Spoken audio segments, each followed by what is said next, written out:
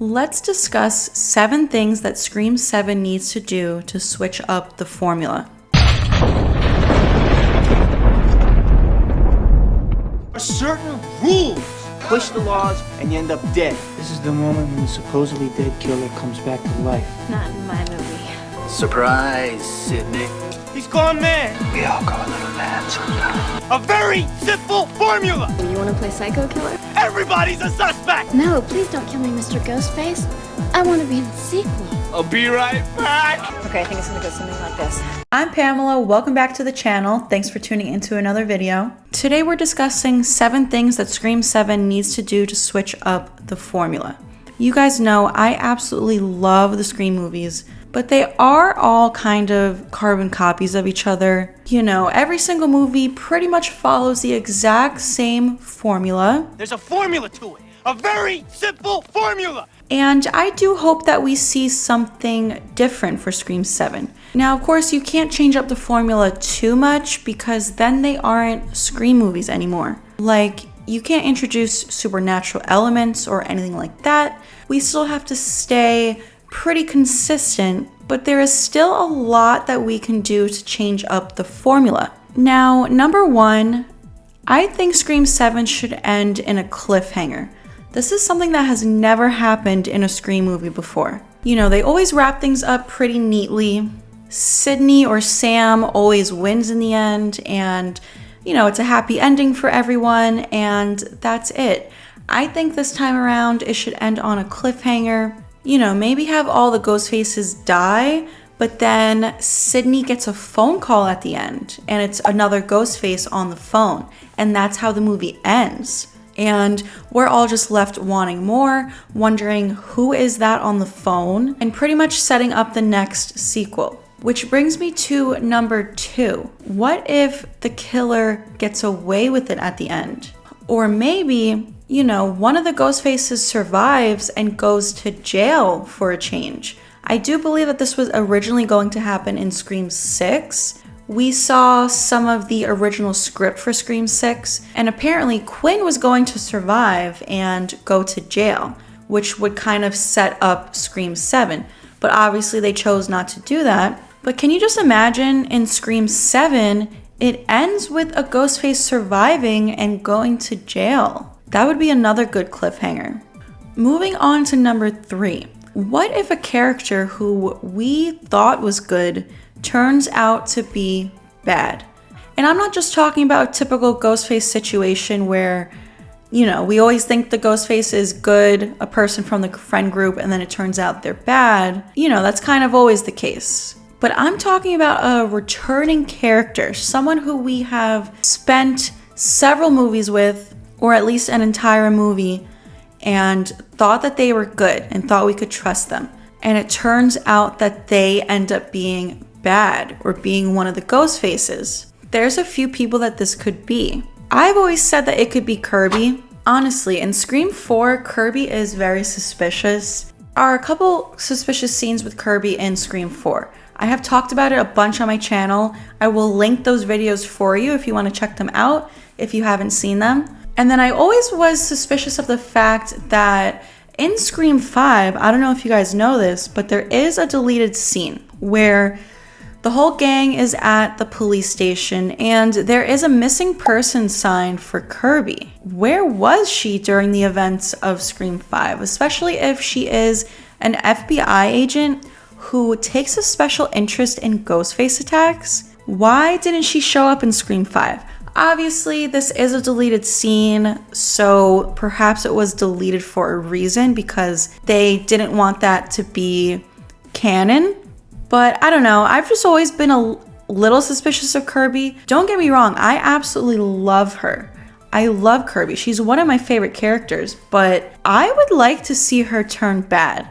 I know there's a lot of people out there who wouldn't agree with this, but I think it would be a crazy twist and it would be really cool to see Kirby become a Ghostface. Like I said, I do have some past videos on this where I go into extensive detail with this theory. So if you want to check it out, feel free. But we also have a couple other characters who could potentially turn bad one day. You know, there's always Gale Weathers. I know it's very unlikely, especially at this point, 7 movies in. I do think that if they wanted Gale to be bad, there was a time and place for it, and I do think it's a little late in the game. I also do think Gale's going to die in Scream 7, so I don't think she would ever turn bad at this point. It kind of would be a little insulting to the character, I have to admit, but it would be a crazy twist. We also have Mark Kincaid, Sydney's husband, who obviously we haven't seen since Scream 3, but what if he comes back in Scream 7, which is pretty likely considering they are married? And what if he ends up being a Ghostface? I know it might be a little unlikely. Some people don't like this idea because Sydney deserves to be happy. She's already had, you know, one boyfriend in the first movie be Ghostface, so it would be a little upsetting if her husband turned out to be bad, but it also would be a crazy twist. I mean, she married the guy. She started a life with him, has kids with him. So it would be pretty crazy. Now, of course, we also have Sam and Tara. I know that they're not going to be in Scream 7, but maybe one day in the future, they'll be back. And I have briefly talked about this in the past, Sam and Tara, one of them potentially turning bad. You know, they've kind of laid the groundwork for it in 5 and 6.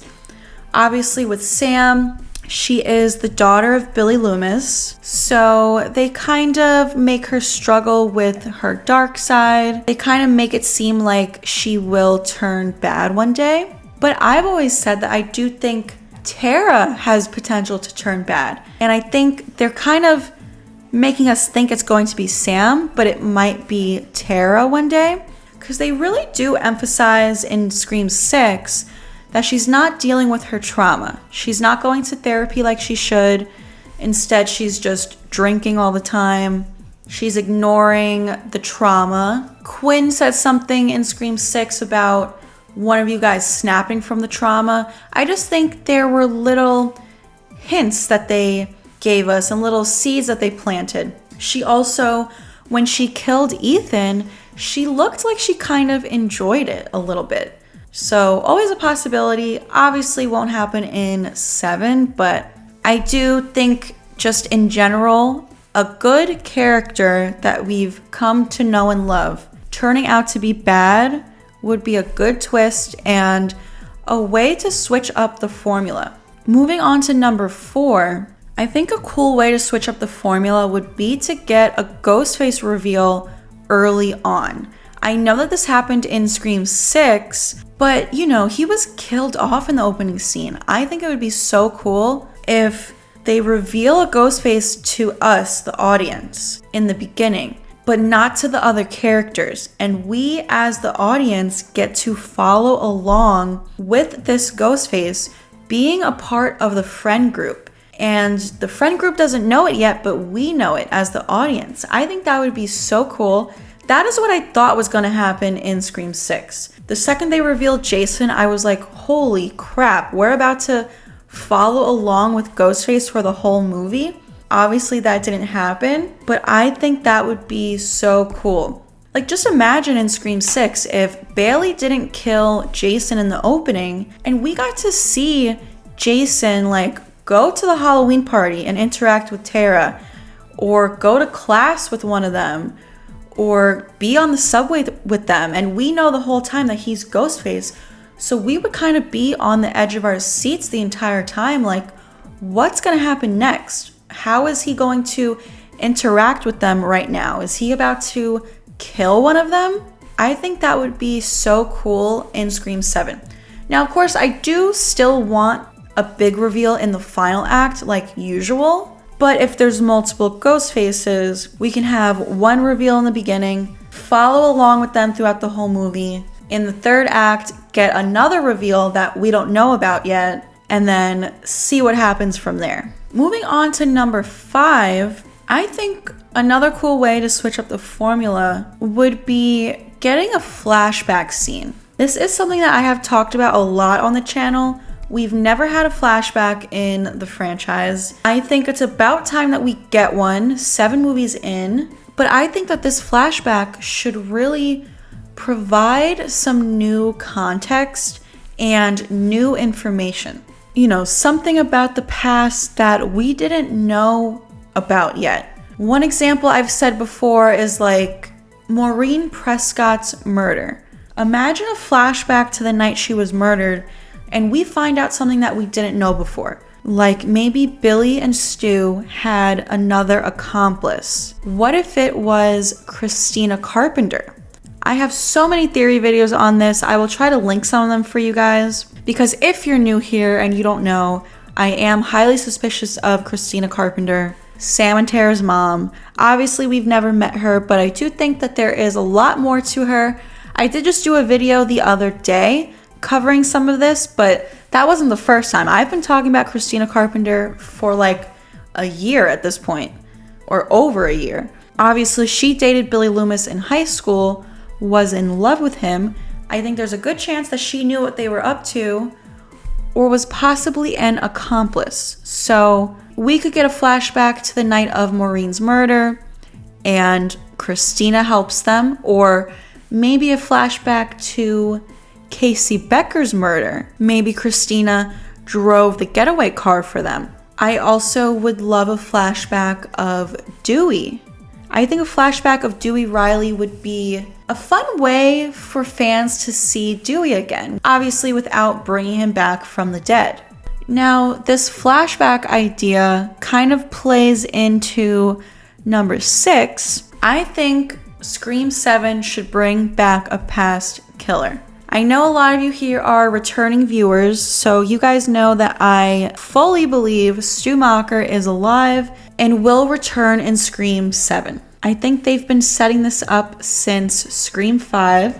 There are a ton of clues in both 5 and 6. I will link my Stu Macher playlist for you guys because I have literally so many Stu videos. So if you're new here, you can check those out. So bringing back a past killer would be perfect to switch up the formula because it's never been done before. Every single Scream movie, we get new killers. And it's like, do we really want just some more random killers that really just don't mean anything? We've got that 6 times. Let's switch it up.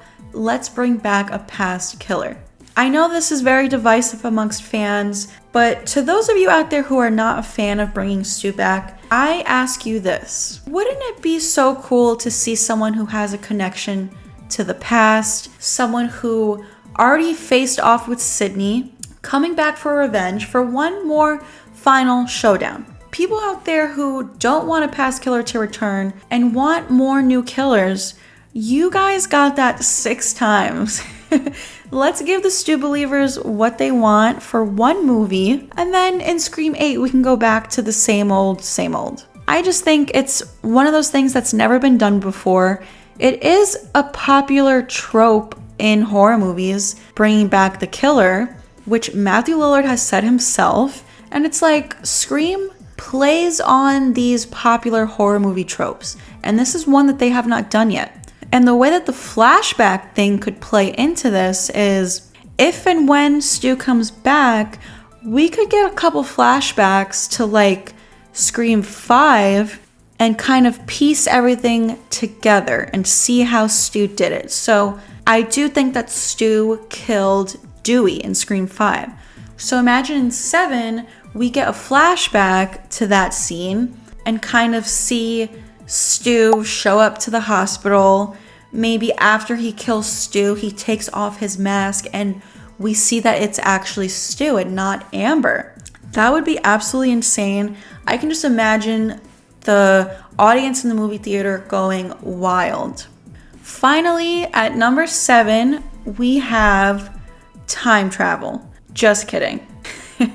No, but seriously, number 7 could be having the movie from the killer's perspective. This has never been done before in Scream, but it has been done before in horror movies in general, and it would be interesting to see this for the Scream franchise for sure. And maybe it doesn't have to be for the full movie, maybe just for like a portion of the movie. I don't know, they can get creative with it. Or maybe even have like Ghostface narrating the movie. I don't know. I'm just trying to think of ways to switch things up. Like I said, we're 7 movies in. They definitely have to at least change up the formula a little bit. But there you have it. Those are 7 things that Scream 7 needs to do to switch up the formula. Please leave a comment down below and let me know your thoughts on all of this. Which one of these was your favorite? Do you have any ideas of your own on how Scream 7 could switch things up? Thanks so much for tuning into another video. Please give this video a like if you enjoyed it. Please subscribe to the channel if you have not done so already. Lots more Scream content coming your way. And we also have Spookfest coming up in October. That is going to be non-stop horror content every single day in October. I will be posting a brand new episode every single night at 7 p.m. Eastern Time. And just a reminder that I do have some merch for sale. If you're interested, the link is down below. We have some Sistapam Spookfest 2024 merch. And then also my typical merch, Team Mocker, Team Loomis, and Stu Crew. But thanks so much, and I will see you guys next time.